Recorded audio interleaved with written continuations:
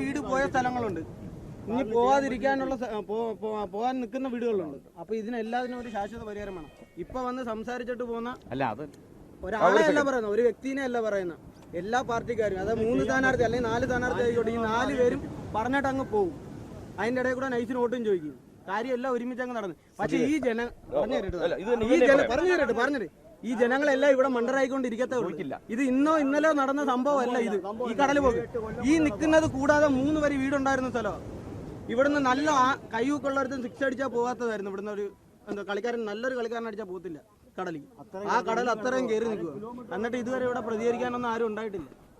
വന്ന് കാര്യങ്ങൾ സംസാരിക്കുന്നു. ഇപ്പൊ സാറ് പറഞ്ഞതെല്ലാം നല്ല കാര്യങ്ങളായിരിക്കും, വ്യക്തിപരമായിട്ടുള്ള കാര്യങ്ങളല്ല, വ്യക്തി നല്ലപോലെ സംസാരിച്ചതായിരിക്കും. ഈ സംസാരിച്ച കാര്യങ്ങളെല്ലാം ആൾക്കാർ ശ്രദ്ധ ഉണ്ട്. പക്ഷെ നിങ്ങളിത് പറഞ്ഞിട്ട് അങ്ങ് പോകും. പറഞ്ഞിട്ട് പോയി അതിന് പിന്നെ അതിന്റെ കൂടെ നിൽക്കാൻ ആരും കാണത്തില്ല. ഈ കാണുന്ന ജനങ്ങൾ മാത്രമേ കാണൂ. 900 സംതിങ്ങോളം വോട്ടുകൾ നിന്ന സ്ഥലമായിരുന്നു. അവിടേക്ക് ഒരു മാസ്റ്റർ പ്ലാനൊക്കെ അവതരിപ്പിച്ചാണ് കേന്ദ്രമന്ത്രി രാജീവ് ചന്ദ്രശേഖർ ജനങ്ങളിലേക്ക് എത്തി. കാരണം എന്താണ് അതിന് കൃത്യമായിട്ടുള്ളൊരു മാസ്റ്റർ പ്ലാൻ പോലെ അദ്ദേഹം അവതരിപ്പിക്കും. അത് കേന്ദ്ര സർക്കാർ ശ്രദ്ധയിൽപ്പെടുത്തുകയൊക്കെ ചെയ്തു. അതിനൊരു പ്രാഥമിക നടപടികളും ആരംഭിച്ചു. അപ്പോൾ അത്തരത്തിലുള്ള എന്തെങ്കിലും നടപടികളുമായി മുന്നോട്ട് പോകാനൊരു നിർദ്ദേശം നൽകാനോ അല്ലെങ്കിൽ എന്തെങ്കിലും ഒരു പ്ലാൻ ആവിഷ്കരിക്കാനൊക്കെ സാധ്യതയുണ്ടോ? ഞാൻ ഇപ്പോഴും ഒരേ കാര്യത്തിലാണ് സ്റ്റാൻഡിലാണ് നിൽക്കുന്നത്. നമ്മൾ താൽക്കാലിക പരിഹാരമല്ല നമ്മൾ നോക്കേണ്ടത്. അതുകൊണ്ടാണ് ഞാൻ പറഞ്ഞത് എനിക്കിവിടെ ഇരിക്കുന്നതിന് ഒരു ബുദ്ധിമുട്ടില്ല. ഞാൻ പറഞ്ഞത് നമുക്ക് ശാശ്വതമായി എന്നേക്കുമായിട്ടൊരു പരിഹാരം വേണം. ഒരു ഉദാഹരണം പറയാം. ഇപ്പോൾ ഇവിടെ എൻ്റെ സൗകര്യങ്ങൾ പറഞ്ഞു, ഇവിടെ ഫുട്ബോൾ കളിക്കുന്ന ഒരു ഗ്രൗണ്ട് ഉണ്ടായിരുന്നു. ആ ഗ്രൗണ്ട് കാണാനില്ല, കടൽ ഇവിടെ കയറിയിരിക്കുക. ഇത് ശാസ്ത്രീയമായൊരു മറുപടിയല്ല. എങ്കിലും ഞാൻ പല രാജ്യങ്ങളിലും കണ്ടൊരു കാര്യം പറയാം. ഒരു കാലത്ത് ഇവിടെ ഏകദേശം 1/2 കിലോമീറ്ററോളം കരയുണ്ടായിരുന്നു. ഉണ്ട്. ഇതിനെ റീക്ലെയിം ചെയ്യുന്നൊരു പദ്ധതി നിങ്ങൾ കണ്ടുകാണ്. ഇപ്പോൾ വിദേശ രാജ്യങ്ങളിൽ ഐലൻഡ്സ് ഉണ്ടാക്കുന്ന പലതും കടലിൽ നിന്ന് മണ്ണെടുത്ത് കരയിൽ കൊണ്ടുവന്നിട്ട് ഐലൻഡ് ഉണ്ടാക്കുന്നുണ്ടല്ലോ. പോയ മണ്ണിനാണ് തിരിച്ചു കൊണ്ടുവരുന്നത്. പോയ കരയെ റീക്ലെയിം ചെയ്യാൻ പറ്റുന്ന പദ്ധതികളുണ്ട്. അത്തരം വലിയ പദ്ധതികളെ പറ്റി നമ്മൾ ആലോചിക്കുക.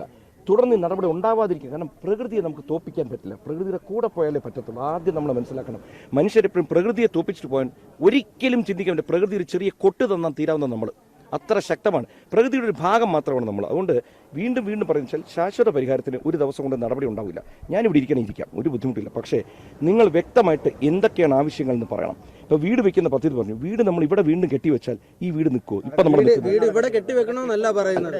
ഈ വീട് പോയവർക്ക് വീട് നൽകുകയും വേണം. അതേ കണക്ക് തന്നെ വീട് ഇനിയുള്ള വീട് പോവാതിരിക്കാൻ വേണ്ടിയുള്ള ഒരു പരിഹാരം കാണുകയും വേണം. ആദ്യം 2ാമത്തെ പോയിന്റിൽ മോൻ പറഞ്ഞത് അതിനോട് യോജിക്കുന്നു. ഇനി ഇത് യോജിച്ചേ പറ്റൂ. കാരണം നഷ്ടപ്പെട്ടവർക്ക് പോയവനെ അറിയും പോയതിന്റെ വിഷമം. കാരണം നമ്മളെ ജീവിതത്തിൽ പല നഷ്ടപ്പെട്ട ആളാണ്. ഇനിയും പറയുന്നത് കേൾക്കണം. ഇതിനുള്ള ഇന്നിവിടെ ഭരിക്കുന്ന സർക്കാർ, ഏത് സർക്കാർ പേര് പറയുന്നില്ല, സർക്കാരാണ് ജനങ്ങളുടെ ക്ഷേമം അന്വേഷിക്കേണ്ടത്. ആണോ? നിങ്ങൾക്ക് എന്താ ചെയ്യുന്നവര്?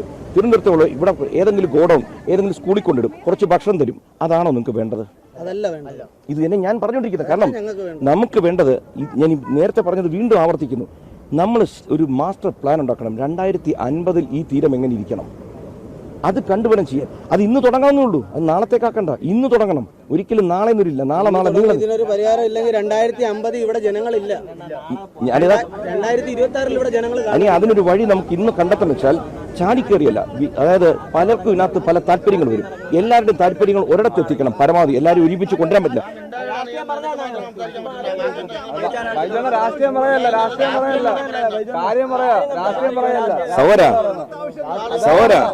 സൗര 50 കൊല്ലം മുമ്പ് ഇങ്ങനെ ചിന്തിക്കാത്തതുകൊണ്ടാണ് നമ്മൾ ഇവിടെ എത്തിയത്. എന്റെ അനിയ അത് തന്നെ പറഞ്ഞു വരുന്നത്. നമ്മൾ അന്ന് ചിന്തിക്കാത്തതാണ് ഇന്നെങ്കിലും ചിന്തിച്ചില്ലെങ്കിൽ നിങ്ങൾ ആലോചിക്കുക. നിങ്ങളുടെ അടുത്ത തലമുറയുടെ അവസ്ഥ എന്താ നിങ്ങൾ ആലോചിക്കണം.